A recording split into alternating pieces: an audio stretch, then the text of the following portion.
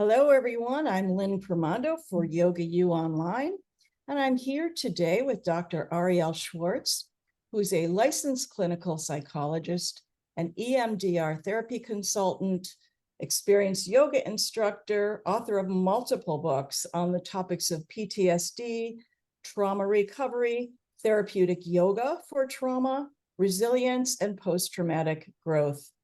Arielle is a specialist in mind-body approaches to healing trauma in her private Boulder, Colorado-based psychotherapy practice called Resilience-Informed Therapy.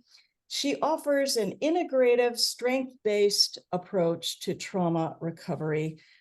And Arielle, I have to tell you, I feel like it's a great time to be speaking with you, because at times like these, we need people like you. We need the voices of people like you. So let me just dive in and just tell you my impression. It seems like since COVID, maybe even before COVID, we've been in a kind of collective waiting for the other shoe to drop moment. And so many things that seem unique, like horrible storms or fires or bridges collapsing that just kind of take away people's lives, we witness them. We may not be the person who fell off the bridge, but we saw someone falling off a bridge, and that threatens our safety. I feel like that threatens my sense of safety. And that's just the collective stuff. That doesn't even speak to the personal tragedies that people are facing in their lives, like health traumas and sexual violence or things like that. And it just seems like it's snowballed over the last few years. And so in one comprehensive assessment of exposure to traumatic events, it was done on 69,000 people, approximately. 70% of the respondents said they had at least one traumatic event in their lifetime, and a third of them said they had four. Right. These are the very waters that you navigate. So as the navigator of the waters, we need a little bit of perspective, I think. So can you first talk about how these kinds of everyday traumas are affecting us? Because I know it's not just, I read the paper and I got disturbed and then I went off and, got my hair done. How is this affecting us, and how are the lifetime traumas that we're having, how do they affect us? So if we could just start from there, jumping on. Well, I think first of all, as you name the degree of prevalence of trauma exposure in our world right now, it's clearly so significant. I think to some degree, none of us are quite immune to some degree of adversity in our current world, because not only, as you've named, do we have our own personal events and the statistics that you shared, but also the exposure to the collective, as you've also described so well. And, what's also perhaps different in our modern world is that all of that exposure to those cues of threats for our nervous system are at our fingertips, right? We can see it on our phones. We can see it when we're scrolling. It's on the radio. It's on the TV. It's such a massive inundation of cues of threat. And so we'll talk a little bit more perhaps later about how we protect ourselves in the face of that. But your question is, what would the impact of trauma be on us as humans? And I think we need to look at that impact at several different levels. One would be the impact just purely on the mind, right? Our minds are capable of processing a tremendous amount of data, and sometimes have a hard time filtering what elements of that data are essential or important and which aren't important. But our minds also and our brains prioritize any of that incoming sensory information that indicates that we could be threatened in some way or another. And we have as a kind of survival mechanism, a prioritization of cues of threat. which we call a negativity bias, where we're going to do our bodies and minds and brains and nervous systems are going to do the best job they can to try and help us survive. And part of that is making sure that we don't miss a potential danger. Mhm. The downside of this is that even if you witnessed on the news the person falling off the bridge, your body is still responding to it, even though it wasn't you. So now we go to what the mind is processing in terms of sensory data into the felt sense in the body. And that felt experience can be everything from, rushes of adrenaline into how it impacts our sleep, how it impacts our rest and digest system, our ability to digest our food, our ability to be able to kind of reclaim and recover restful states, which help our immune system work optimally. It helps our endocrine system function optimally. So when we're bombarded by cues of threat, we are in some way or another compromising all of those systems. And one of the key players, if we look at kind of maybe the connector of all of these systems, that is our nervous system. And our nervous system, again, working with all of the systems of our body, is aimed to help us survive. And yet, when we are out of balance, when we're experiencing all of these cues of threat, or when we feel helpless to do anything about those threats, we can start to notice these imbalances in our nervous system, where we're either staying keyed up in the sympathetic system, the fight-flight system, or sometimes we go into collapse, which is a kind of an evolutionary protective function of our parasympathetic nervous system, where we bypass rest and digest and we go into, there's nothing I can do. What's the point? We feel more depressed, fatigued. And then, with all of the chemical exposure, the visual exposure, all of the layers, our bodies get overloaded. You can think about COVID as a tipping point to some degree, because for so many people, there was this viral load that, on top of the experience of isolation, on top of the experience of the traumas and the losses and the griefs that we experienced, our bodies are compromised. So I've solved the problem.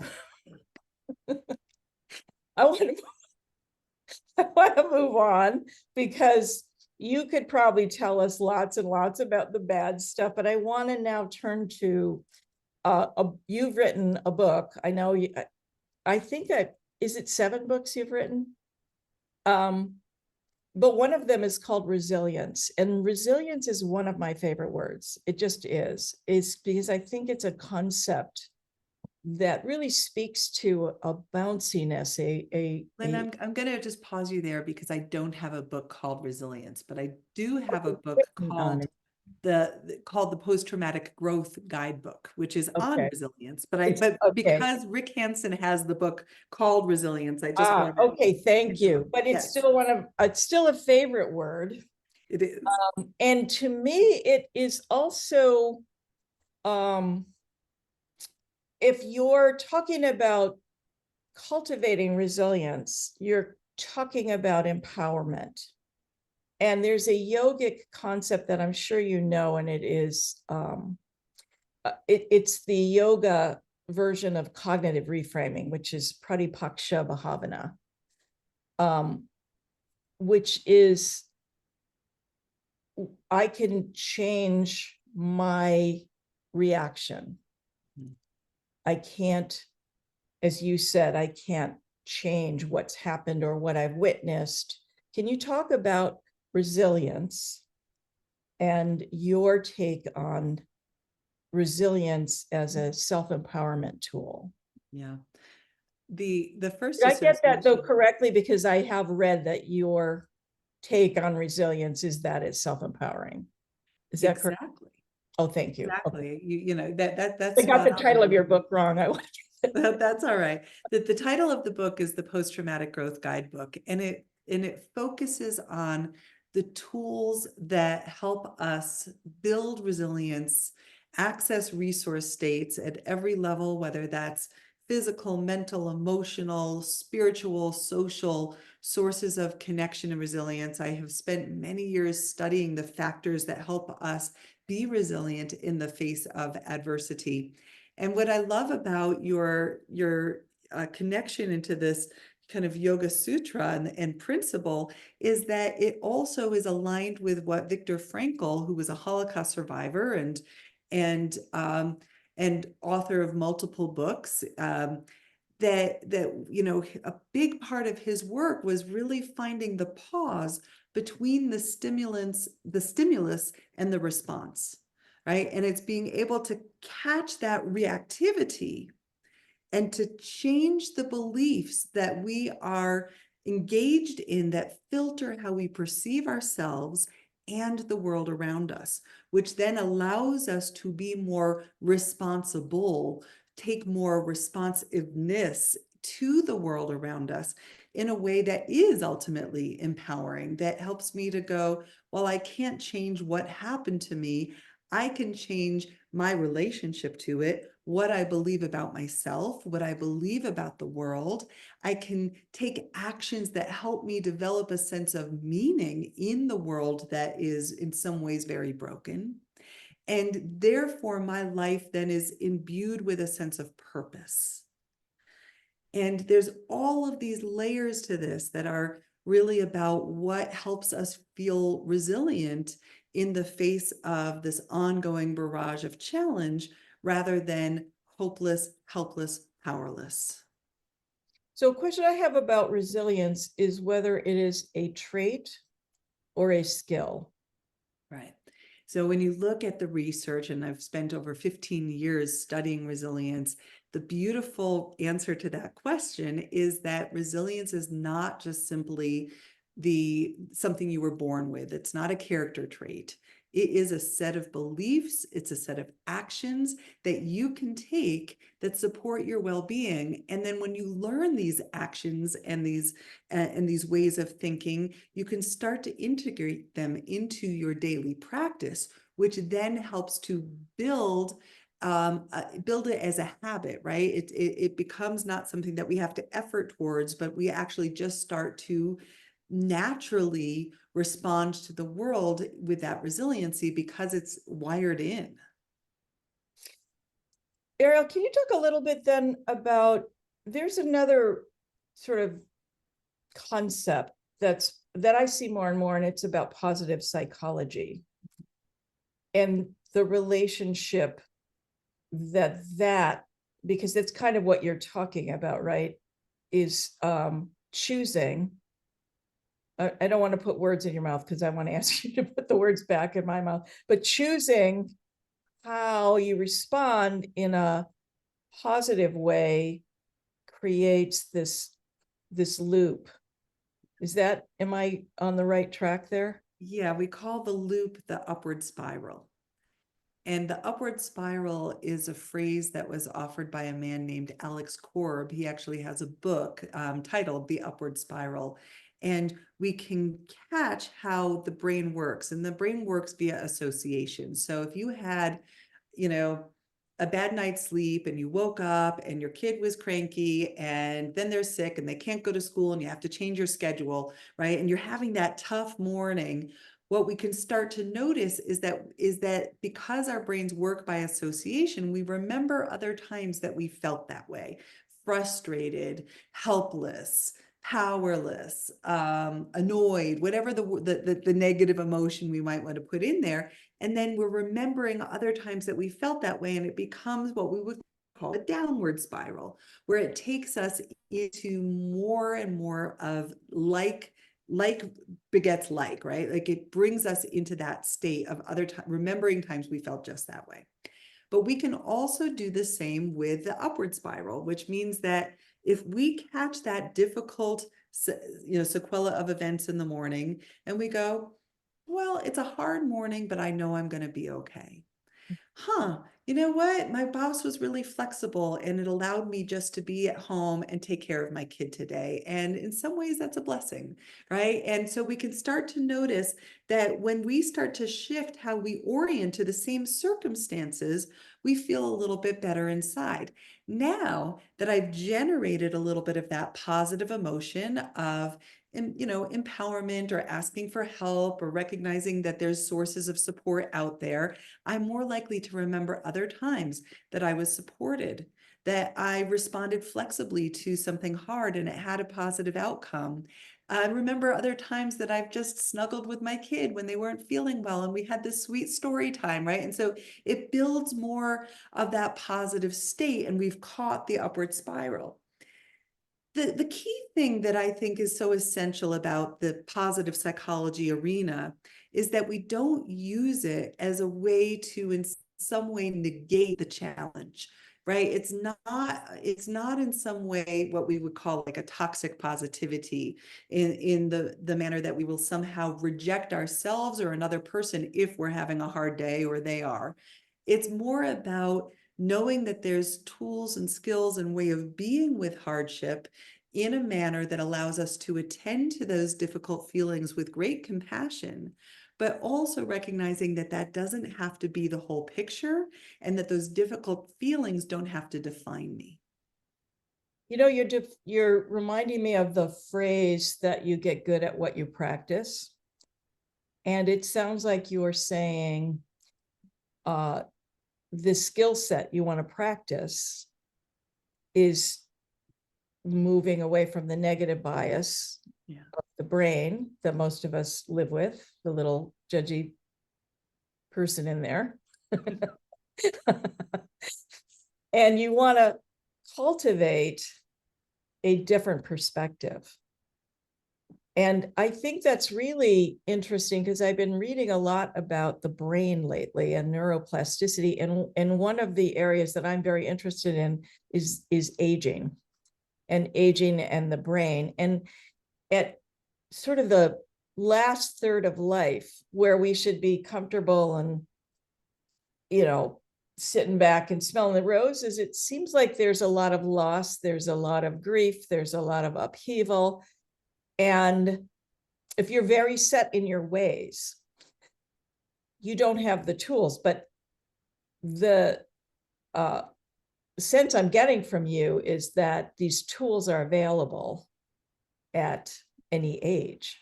That's right. And Across that the life. it's never too late. Yeah. Yeah. Something else embedded in what you just said is the willingness to change across our lifespan, because sometimes we kind of get into what kind of one of the researchers whose work I appreciate, her name is Carol Dweck, and she speaks a lot about the mindset that we're bringing with us. And she writes about something called the growth mindset. And the growth mindset basically helps us recognize that we can grow and change even in the face of hard events. Like it's our efforts that ultimately will shape the course of the events of our lives. And the opposite of this growth mindset is what we call the fixed mindset. And the fixed mindset basically says, I am who I am. It's not going to change. No matter what I experience, it's not going to, this is who you get. And, to some degree, we all have a little bit of both. But as we apply this to aging, as you just have, there's something really important about embracing this growth mindset all through the lifespan, that even if I didn't get the optimal childhood, even if there were these, hardships or these losses that I faced at various phases of my life, I am still growing. And if I can recognize that that growth can happen even in the face of those hardships, I'm actually more willing to engage fully with the actions that help create a better outcome. So the fixed mindset says, what's the point? The effort's not going to make a difference anyway. And the growth mindset says, you know what? I'm going to take action because I trust that those efforts are going to produce something that is really going to be meaningful and satisfying. That's gorgeous. And you have a kind of unique perspective because you have all this scientific information stored in there, but you're also a yoga teacher, an experienced yoga teacher. So you're able to put them together. And I think everything you're saying sounds extremely yogic to me. It sounds like there's a very good connection there. What are some of the yogic tools that you lean on when you're working with your clients or students or people who have been living with traumatic Right. pasts? Yeah. You know, in the Therapeutic Yoga for Trauma book, which is one of my books that brings together yoga and trauma and my background in somatic psychology or body-centered psychotherapy, in that book and also the new one, which is the Applied Polyvagal Theory in Yoga, both of those books are looking at the 8-limbed path, right? Like the 8-limbed tree here, that yoga, as you've already been naming, that when we're working with the state of mind, when we're working with, embracing the yamas and the niyamas, right? And we're turning towards ourself non-aggressively, non-violently, when we're willing to turn towards truth, when we're willing to engage in the world in a disciplined manner, the tapas, right? We can start with the first 2 limbs as basic core foundational principles of how we can attend to adversity, attend to traumatic life events. And since since we can embrace all of the limbs, let's talk a little bit about limbs 3 and 4, asana and pranayama, because now we have tools that help us directly interact with our autonomic nervous system. And when the trauma or the adversity or the chronic stress comes in, it's going to impact our nervous system. And we want to know that we have tools that can actually reset and repattern our nervous system out of those trauma states, out of those stress states. So, for example, breath is the fastest way to find more balance and ease in our nervous system because our breath is completely tied into the autonomic nervous system. Every inhalation keys into some of the sympathetic system, every exhalation, more of the parasympathetic, I can go on and on. But, most simply put right now, it puts you in the driver's seat of your nervous system, which then is working with your immune system, your endocrine system, your cardiovascular system, your digestive system, et cetera, and it actually helps to retune not only what's happening up in here, but your emotional regulation and your physiological regulation. Add to it the asana, right? So now we have tools to really reset our ability to embrace how we move through the world, how we handle challenge by short, chosen, on the mat opportunities to go into something like a warrior, to go into a kapalabhati, right? To go into these states that are going to temporarily bring us into higher charge in the body with phases of active recovery. So now we learn how to go between the sympathetic system and the parasympathetic system. And we're retraining our body through breath and through movement, how to recalibrate to go into challenge and when we look at post-traumatic stress, that's what's lost. Yeah, that sounds awesome. Yeah. Yeah. So are there specific go-tos that speak specifically to resilience in terms of, I think you said Kapalabhati, maybe an example of building, but all of that, everything you described sounds like I'm building a vagal tone. Yes. I'm building, and yoga's got all kinds of tools that can help build vagal tone. Exactly. So if we pause on that for a moment, what is vagal tone? Because it's a term that is sometimes misunderstood and sometimes never heard of before. Mm. So, vagal tone, most simply put, is talking about vagal, which is your vagus nerve. Your vagus nerve is your 10th cranial nerve, and it's kind of like the master cranial nerve that helps to set your autonomic nervous system health. And optimal vagal tone is your ability to go between sympathetic and parasympathetic states, as we've been speaking about, and not get stuck in just one side, one branch of the autonomic nervous system, but to move smoothly between the two. In my Kripalu yoga training, we talk a lot about the balance of will and surrender within the yoga practice, that we have times of willful practice and we have times of restful or following or easeful practice. And that, in the Kripalu tradition, we speak about that as the will and surrender are the two wings of the bird that help the bird take flight. Nice. And I just love that image because it is mirroring our nervous system. It's exactly what allows us to live optimally, is that balance of will and surrender, of sympathetic and parasympathetic. So that's optimal vagal tone, is that balance. And your question about, are there specific practices? Some of them are so gentle, right? It's really about helping you come into restorative states, right? We spoke about the first 4 limbs of the yogic tree, but we also, recognize this deep value of pratyahara and dharana and dhyana and samadhi, where we get to take this inward turn of our attention. You get to devote your own life force energy back in as a restorative force for you. So in terms of specific practices that help us build resilience, some of them are going to fall on the challenge side of the continuum, where we have kind of chosen challenges on the yoga mat. Maybe it's a breath challenge, maybe it's a movement challenge that elevates the heart rate with an active phase of recovery. That's going to build your capacity to handle the inevitable stressors of our world. Great. The other part of building resilience is actually being able to tolerate and enjoy rest. And The way rest you can, put that.